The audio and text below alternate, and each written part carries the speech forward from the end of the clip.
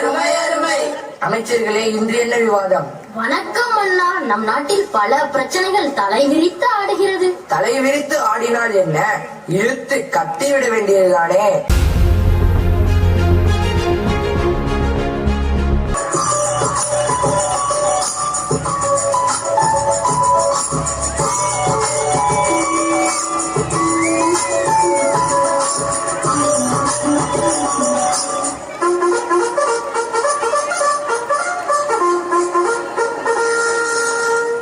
ராஜாதிராஜ ராஜ கம்பீர ராஜ மார்த்தாண்ட ராஜ குலதிலக இரண்டாம் புலிகேசி பராக் பராக் பராக்.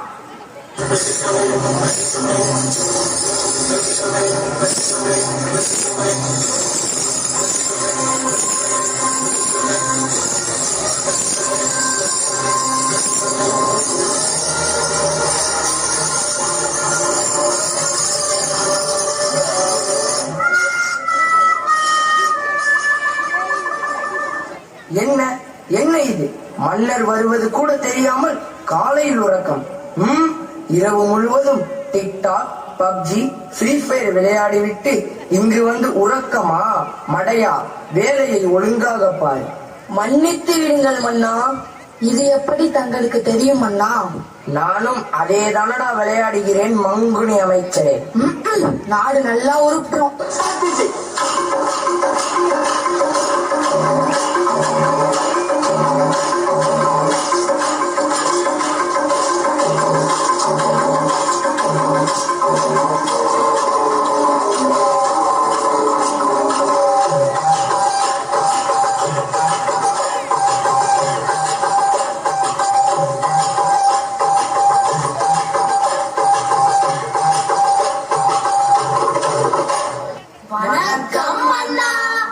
மன்னித்து விடுங்கள் மன்னா. தூசு. என்னது ஜூஸா? ஜூசு அல்ல மன்னா, தூசு தூசு. தூசா? மன்னர் முறைக்கிறார். அமைச்சர் பாவம். அமருங்கள் அமருங்கள். ஆஹா ஓஹோ அருமை அருமை. அமைச்சர்களே, இன்று என்ன விவாதம்? வணக்கம் அண்ணா. நம் நாட்டில் பல பிரச்சனைகள் தலைவிரித்து ஆடுகிறது. தலைவிரித்து ஆடினால் என்ன, இழுத்து கட்டிவிட வேண்டியதுதானே. சரி சரி, என்ன பிரச்சனைகள்? முதலாவதாக கொசு தொல்லை மன்னா. அடுத்தது தண்ணீர். அடுத்தது விவசாயம். அடுத்து விலைவாசி ஏற்றம். அடுத்தது பெண்கள் மீதான வன்கொடுமைகள். இப்படி பல பிரச்சனைகள் மன்னா. நம் நாட்டில் இத்தனை பிரச்சனைகளா? அமைச்சர்களே, முதலாவதாக கொசு தொல்லையை நீக்க கூறுங்கள் உங்கள் கருத்தை. மன்னா, கொசு கடிக்க வரும்பொழுது ஓடி ஒளிந்து கொண்டால் என்ன? அப்படியே உன்னை ஒரு பானையில் அடைத்து வைத்தால் என்ன? ஆஹா ஓஹோ அருமை அருமை. மன்னா, கொசுவை பிடித்து நசுக்கி விட்டால் என்ன? அப்படியே உன்னை நசுக்கி விட்டால் என்ன? ஆஹா ஓஹோ அருமை அருமை. மன்னா, கொசுவை பிடித்து அறையில் பூட்டி வைத்தால் என்ன? அப்படியே உன்னை அறைந்தால் என்ன? ஆஹா ஓஹோ அருமை அருமை. அமைச்சர்களே, கொசுவை ஒழிப்பதற்கு வழி கேட்டால் கொசுவை வளர்ப்பதற்கு வழி சொல்கிறீர்கள். யாரெங்கே? யாரடா இங்கே? அழைத்து வாருங்கள் தெனாலிராமனை. அப்படியே ஆகட்டும் மன்னா. தெனாலிராமன் வருகிறார் வருகிறார் வருகிறார்.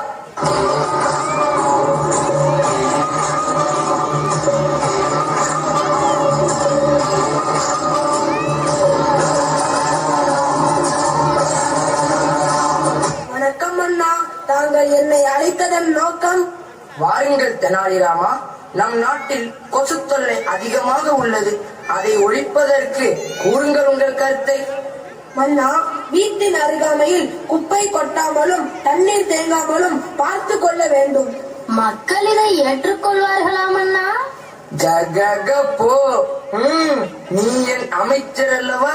சற்றே யோசிக்க வேண்டிய சிந்தனைதான். இப்படி செய்தால் என்ன? வீட்டை சுற்றுப்புறத்தை தூய்மையாக வைத்துக் கொள்பவர்களுக்கு அன்லிமிட்டட் டேட்டாவுடன் 4G மொபைல் பரிசாக வழங்கப்படும் என்று அறிவியுங்கள். மன்னா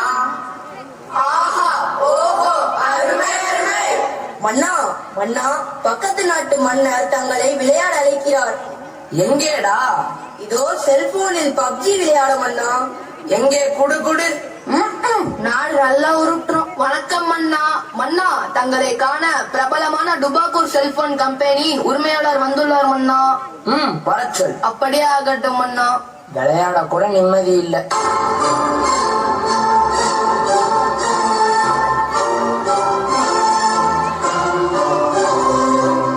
வாருங்கள் வாருங்கள். சூடாக என்ன சாப்பிடுகிறீர்கள்?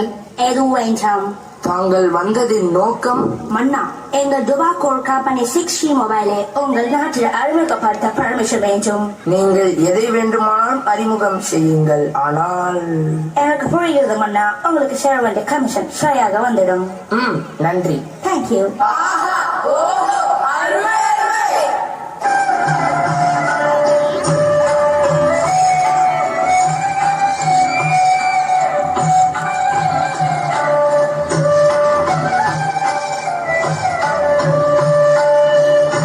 மன்னா மன்னா, என்ன?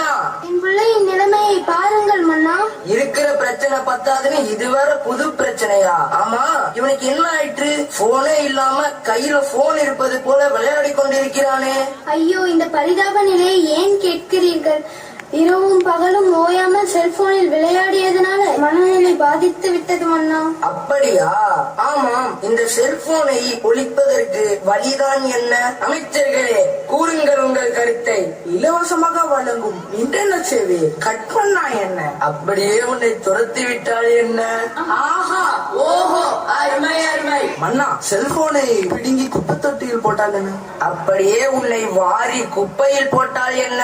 ஆஹா, ஓஹோ, அருமை அருமை. மன்னா, உங்களால் செல்போன் இல்லாமல் வாழ முடியுமா?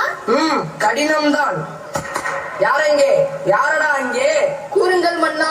அழைத்து வாருங்கள் தெனாலிராமனை. அப்படியே ஆகட்டும் மன்னா. ஏன் தெனாலிராமன்? நாங்களே கருத்து சொல்கிறோமே. உங்கள் கருத்தா? அது சிந்திக்க அல்ல, சிரிக்க. அப்படி என்ன தெனாலிராமனுக்கு புலமை? மன்னரையே கேள்வி கேட்கிறாயா? ஏன் நமக்குள் விவாதம்? தெனாலிராமனிடம் 10 கேள்விகள் கேட்போம். அதற்கு சரியாக பதில் கூறிவிட்டால் அவரே அறிவில் சிறந்த புலவர் என்று ஏற்றுக்கொள்ளலாமா? அப்படியே ஆகட்டும் அண்ணா.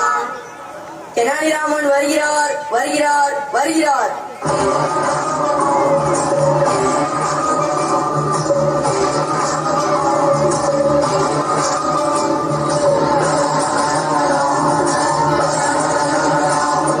மீண்டும் பிரச்சனையா? வந்துட்டாயா? வந்துட்டாய். வணக்கம் மன்னா. என்னை அழைத்ததன் நோக்கம்? வாருங்கள் தெனாலிராமா, நான் இப்பொழுது உங்கள் திறமையை நிரூபிக்க 10 கேள்விகள் கேட்க போகிறேன். அதற்கு சரியான பதில் கூறிவிட்டால் நீங்களே அறிவில் சிறந்த புலவர் என்று அறிவிக்கப்படும். ஏன் தெனாலிராமா சிரிக்கிறாய்? ஒன்றுமில்லை மன்னா. அமைச்சர்களே, கேள்வியை நீங்கள் கேட்கிறீர்களா அல்லது நான் கேட்கட்டுமா? நீங்களே கேளுங்க மன்னா.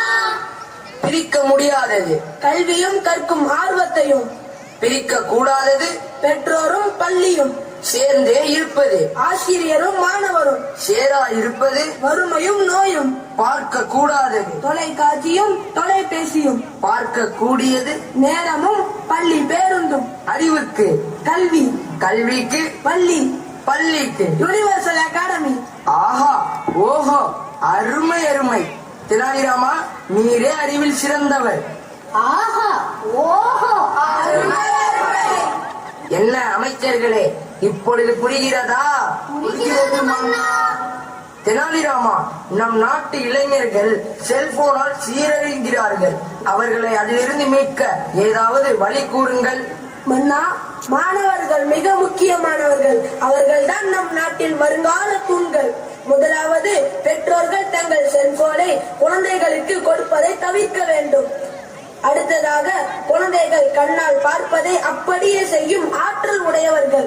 எனவே பெற்றோர்கள் வீட்டில் அதிக நேரம் தொலைக்காட்சியையும் தொலைபேசியையும் நேரத்தை செலவழிக்காமல் தங்கள் குழந்தைகளுடன் சேர்ந்து உண்பது, விளையாடுவது, பேசுவதுமாக நேரத்தை செலவழிக்க வேண்டும். குழந்தைகள் போனில் விளையாடாமல் கண்டிப்பாக 1 மணி நேரமாவது ஓடி ஆடி விளையாட வேண்டும். இன்றைய சூழ்நிலையால் போனே இல்லாமல் இருக்க முடியாது. உங்களால் முடியுமா மன்னா? கண்டிப்பாக முடியாது.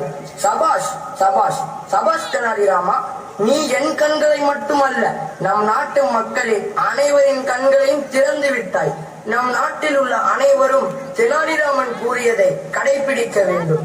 செல்போனை தேவைக்கு மட்டும் பயன்படுத்த வேண்டும். இதுவே என் கட்டளை. என் கட்டளையே என் சாசனம். எனக்கு நல்லதொரு வழிகாட்டி உங்களுக்கு மிக்க நன்றி மன்னா.